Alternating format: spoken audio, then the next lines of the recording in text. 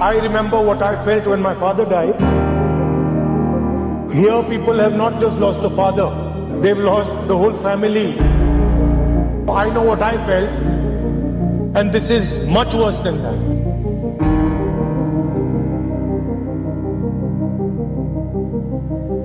It's not one person who's feeling it. It's thousands of people who are feeling it.